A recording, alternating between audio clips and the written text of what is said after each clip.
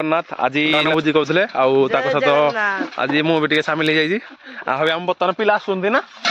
ଆମ ବର୍ତ୍ତମାନ ମସଲା ପତ୍ର ଧନା ପିଲା ଆସୁଛନ୍ତି ଆମେ ଅଲଗା ଜିନିଷ ଧନା ଆସୁଛୁ ଭାବି କିଛି କରେଇ ଆଉ ଚାଲନ୍ତୁ ଯିବା ଆମ ପାଳକୁ ଦେଖିବା। ଜୟ ଜଗନ୍ନାଥ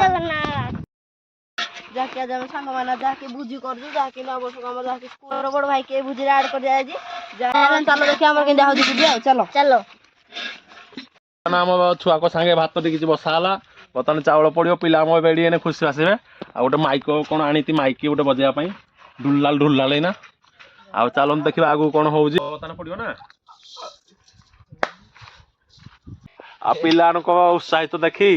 ଗୋଟେ ଖୁସିରେ ଭୋଜି କରୁଛୁ ଶିକୁଡ଼ା ଆମ ହଉଛି ଆଳୁଛି ଏପଟେ ଆଉ 2 ଜଣ ପିଲା ଆସିବେ ଚାଲନ୍ତୁ ଦେଖିବା ଭାତ ଚିକେନ ଆମେ ଖାଇକିନା ସାଲାଡ ଯାଉଛୁ ଆମକୁ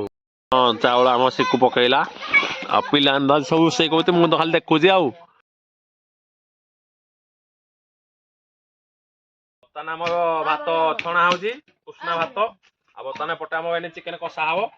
ସୁନୁ ତେଲ ପକେଇ ବସେଇଲା ନା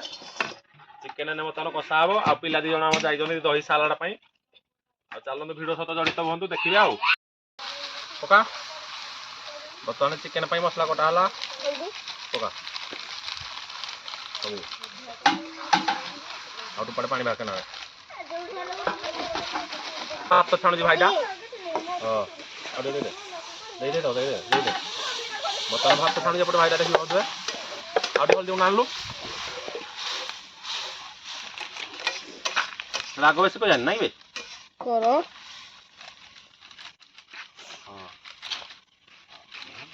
ଚିକେନ ପକଉଛି ଆଉ ଏପଟେ ଭାତ ଛଣା ହେଇନା ଘୋଡ଼ି ଆସିସାରିଲା ନା ଆଉ ଚିକେନ କଷା ହବ ସାଲାଡ ହବ ପିଲାମାନେ ଆମେ ସବୁ ମିଶିକିନା ଖାଇବୁ ଆଉ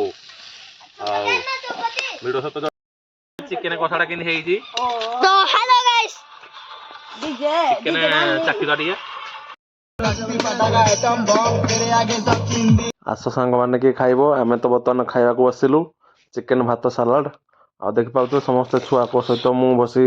କେମିତି ଶାନ୍ତିରେ ସବୁ ଛୁଆ ଖାଉ ଛୁଆଙ୍କ ସହ ଖୁସି ତ କହିଲେ ନ ସରେ ଆଉ ଭିଡ଼ିଓଟି ଭଲ ଲାଗିଥିଲେ ଲାଇକ୍ ସେୟାର ସବସ୍କ୍ରାଇବ କରନ୍ତୁ ଆମ ଚ୍ୟାନେଲଟିକୁ ଆଗକୁ ଦେଖିବା ପାଇଁ ଜାରି ରୁହନ୍ତୁ।